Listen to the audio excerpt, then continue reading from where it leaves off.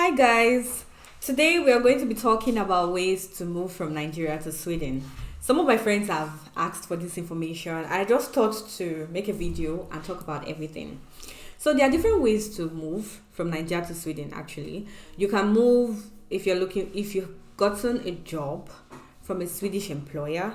You can move if you want to study. You can move if you want to join your spouse who is already established in Sweden, or you want to join a family member who is already living in Sweden. And you can also move if you want to look for work or you want to start a business in Sweden. These are different ways you can actually come to Sweden. But for the purpose of this video, I'm going to be talking about moving through work, study, and coming here to look for work or to start a business. So without wasting any much of our time, let's get right into it.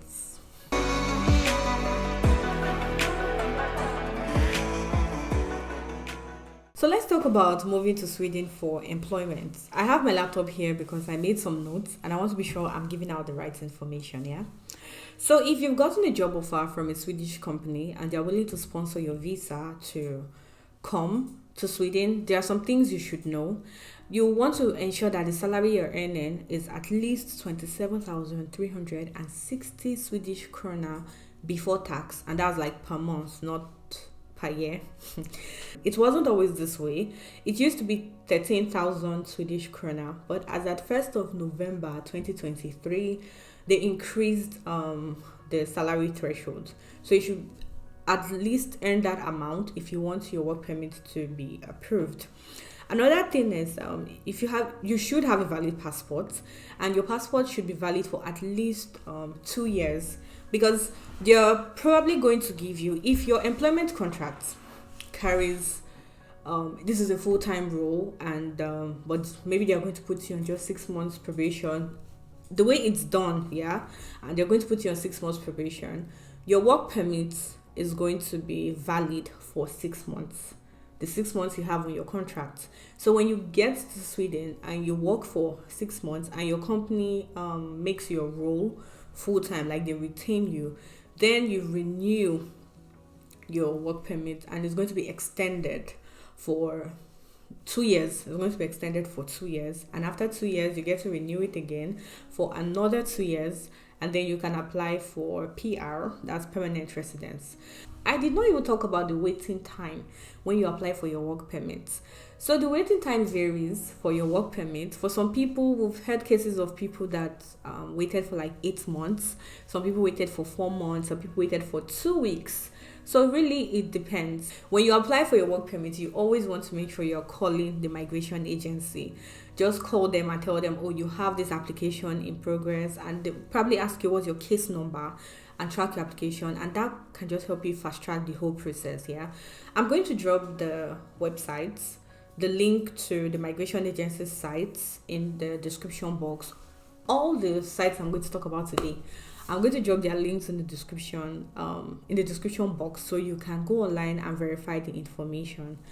Also, I want to put out this disclaimer: I am not a travel agent, neither am I an immigration officer or anything. I'm just trying to put out this information here, and some of this information might probably change as at the time you want to start your own application or you want to proceed to do anything. So you always want to make sure you refer to these sites to have the current information for that time. Okay, so let's talk about coming to Sweden for studies. The way it works in Sweden, there's just one board that governs your university applications. So what you do is you apply on their own website, and the name of this board is University Admissions, universityadmissions.se. So for international students, the round, it usually opens up on the 16th of October every year, and it closes on the 15th of January the following year. So for this year, it's closed already. So I'm hoping you take this information and you work with it for the coming round. So how it works, when you go on their site, you apply for 4 courses you are interested in, and you rank them from the one you're most interested in to the one you're least interested in. Let me give you an example. Say I'm interested in climate change, social work, physics, and mathematics. And I want to rank them according to the one I'm most interested in. If I'm most interested in physics is going to be my first course. And what school am I applying for that course? So if I'm applying to Stockholm University, or is it Stockholm University or University of Stockholm? I'm not sure. If I'm applying to that university for that course, that's going to be my first selection. Then the second is going to be mathematics, then maybe climate change and social work. You understand what I'm trying to say? If for any reason you're not accepted in the first course, they're going to consider you for the second one. If you're not accepted for the second one, they'll consider you for the third one. So you understand. So that's how it works. You're also going to pay the application fee of 900 Swedish krona, which is about 90,000 plus naira. That's for the application fee.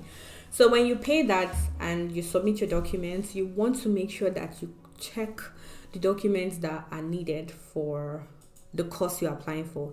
So the good thing about applying from Nigeria is you do not have to demonstrate that you understand English.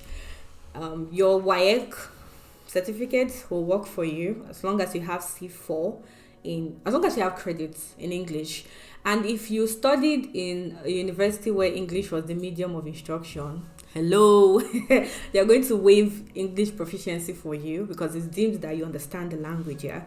So you are covered when it comes to IELTS and all those English tests. So you can just focus on the course you want to study and the university you want to study at. I also want to mention that when you're applying for your courses, when you're applying to the university admission, you can do everything online.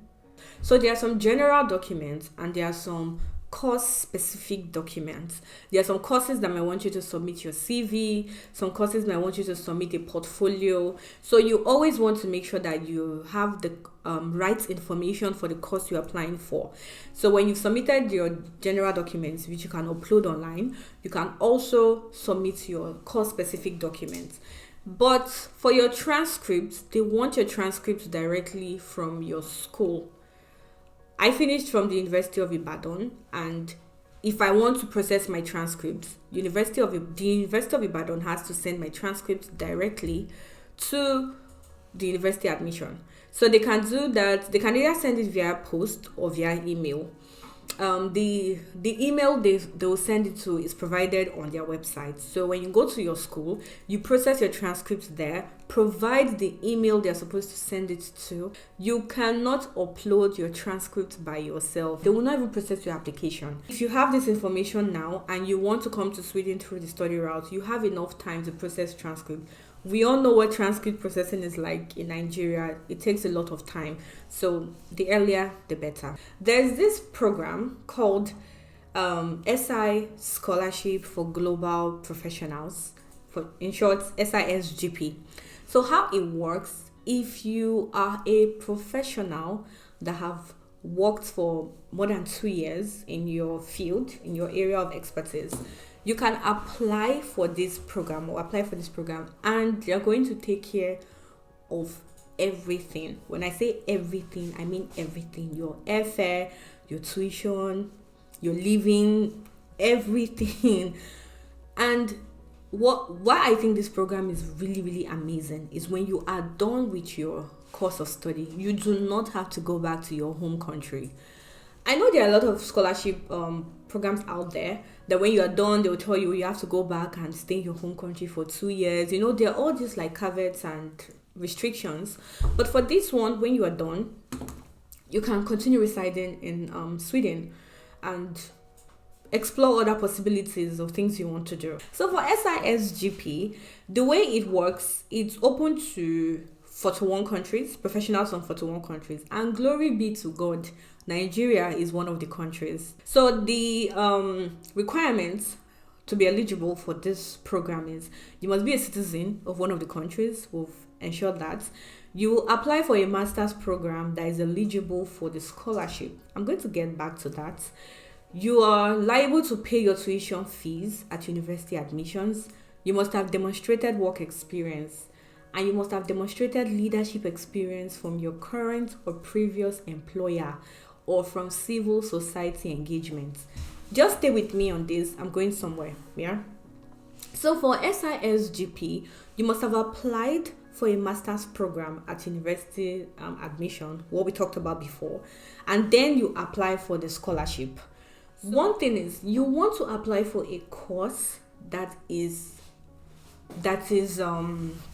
how do I say it? You want to apply for a course that is related to one of the sustainable development goals. Sweden is very big on sustainability. Your chances of being accepted in this program are really high if you are applying to one of these goals. Another thing is, even though you did not study something that is directly related to one of the goals, as long as you can find a way to connect, what you've done, the work experience you have, to one of these goals, you are good to go. So I was reading the story about a man. His name is Mobolaji. He worked in an office where I think he worked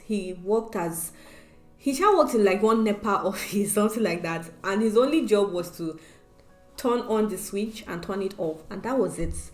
But he was accepted into this program because he was able to link what he did to one of the goals. I think he focused more on life on land or renewable energy. I'm not sure which one. But the point I'm trying to make is, just because you did not study maybe geography or something related to climate change, don't just dismiss it. They want to see your work experience. They want to see leadership experience. So your grades are not even really important. Even though you finished with 2-2, you finished with a third class, you can apply for this program. And that's why I think it's a huge opportunity. They just want to see that you've been able to demonstrate leadership. So if there's something you did at your place of work, just even though it's one single incident or one single event, just pick it and make noise about it in your application. Talk about it, that this is what I did, this was how I demonstrated leadership, and things like that. Be loud about it. And you just never can tell. Guys, this is a huge opportunity. This is not something you want to sleep on, because this program is going to cater to everything. And the fact that you do not have to go back when you are done, that's a huge plus for me. I should add that the scholarship does not provide additional grants for your family members. You can come with your family. If you have a family, you can come with your family. But the grant they'll be paying is for you and to you alone. You are the recipient of the scholarship, and they only have dealings with you. But if you're married and you have a child, you are allowed to come with your family.